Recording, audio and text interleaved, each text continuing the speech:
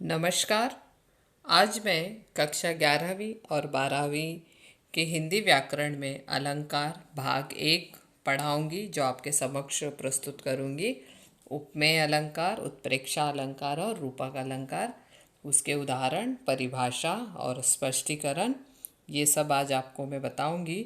उसके साथ साथ अलंकार की परिभाषा, अलंकार के भेद, अलंकार के वर्ग, इनकी परिभाषाएं देते हुए, स्पष्टीकरण देते हुए आगे जो है वो सबसे पहले हम देखेंगे अलंकार क्या होता है, अलंकार किसे कहते हैं, अलंकार की परिभाषा, भेद, उदाहरण।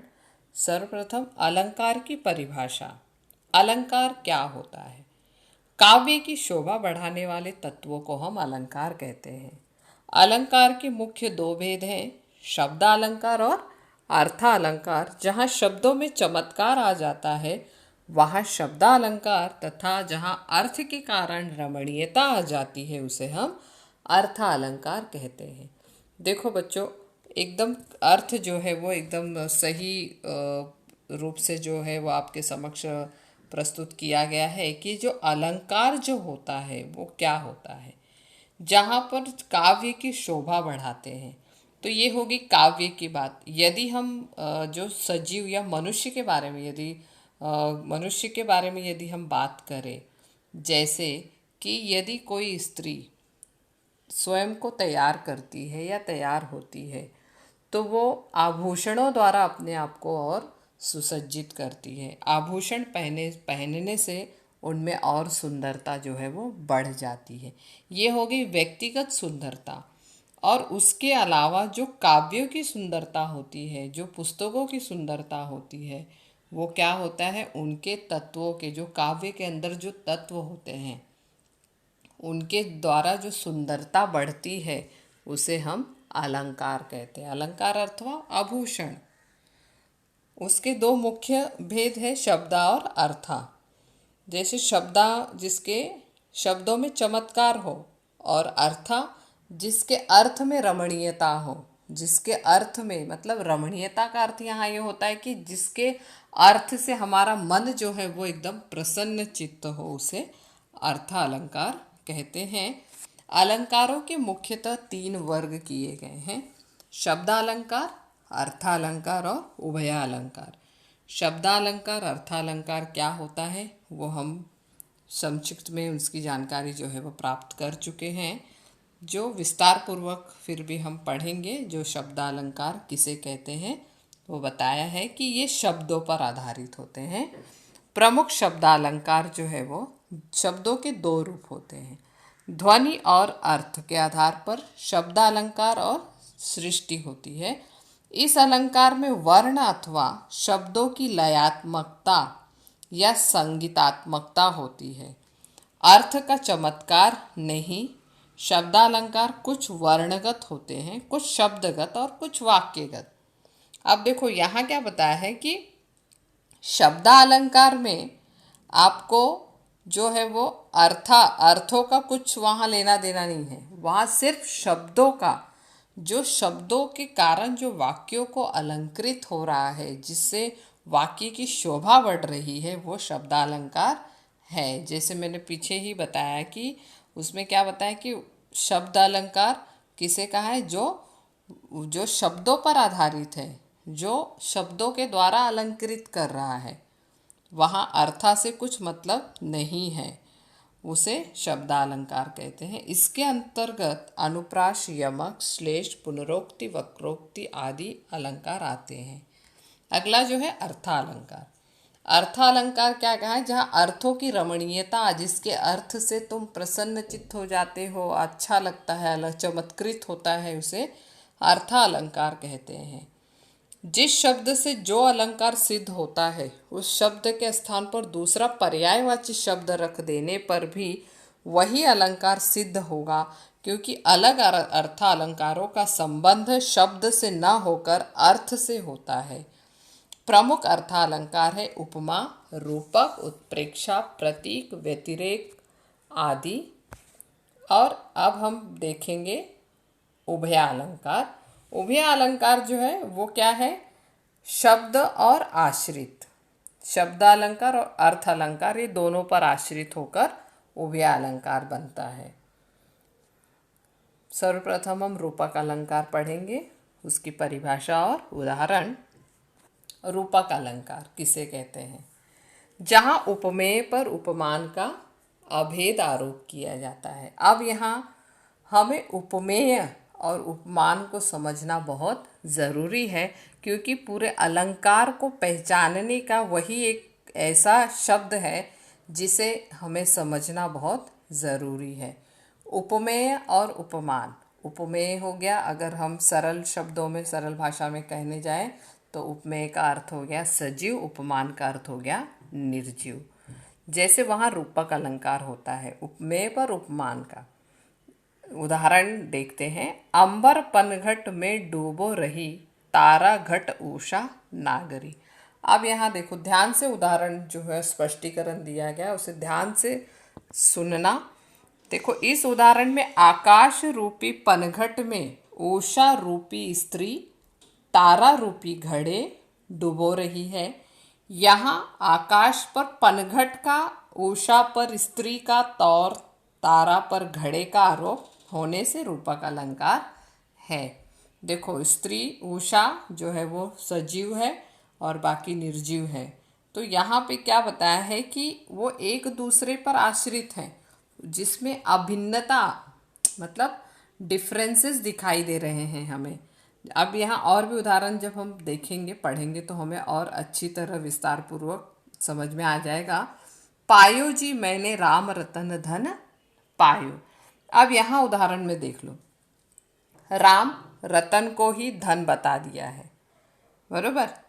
राम रतन उपमेय पर धन उपमान का आरोप है, एवं दोनों में अभिन्नता है, दोनों अलग है लेकिन एक ही बता दिया है। मैंने राम रतन धन पायो। राम का अर्थ यहाँ राम हो गया, ईश्वर हो गया, रतन अर्थात सोना हो गया, धन हो गया, लेकिन हमें यहाँ पे दोनों का अर्थ एक ही है भिन्न, अलग है, लेकिन एक ही बता दिया है कि पायो रे मैंने राम रतन धन पायो। तो इसका यहाँ क्या अर्थ हो गया? रूपक। जहाँ पे भिन्नता दिखाई दे वो रूपक अलंकार।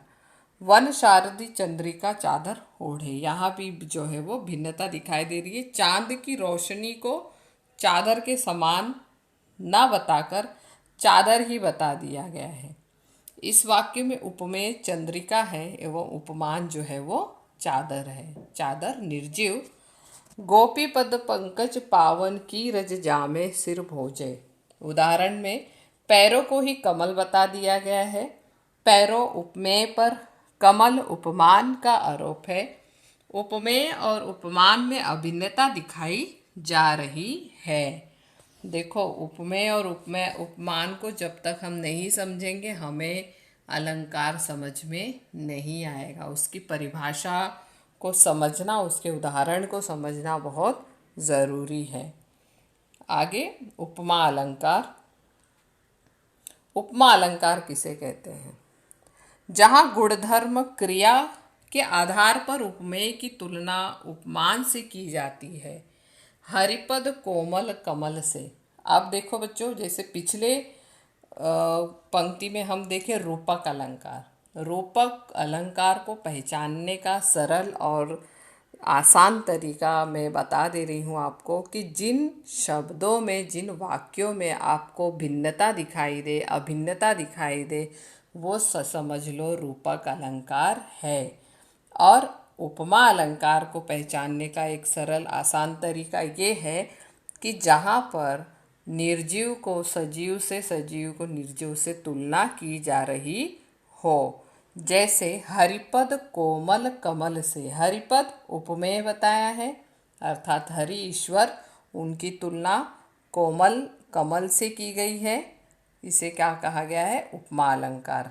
ध्यान से समझना कि जहाँ पर, ये आपके पाठ्य पुस्तक पर आधारित है, जहाँ पर किसी एक वस्तु की तुलना दूसरी लोक प्रसिद्ध वस्तु के रूप में, जैसे रूप, रंग, गुण, धर्म या आकार के आधार पर की जाती हो, वहाँ उपमा अलंकार होता है। अर्थात जहाँ उपमेय की तुलना उपमान से की जाए। देखो, अंत में यही बताया, जहाँ अर्थात उपमेय सजीव उपमा निर्जीव की तुलना उससे की जाए वहाँ उपमा अलंकार उत्पन्न होता है। जैसे चरण कमल सम कोमल, राधा वदन चंद सो सुंदर, उपमेय से उपमान, उपमेय से उपमान।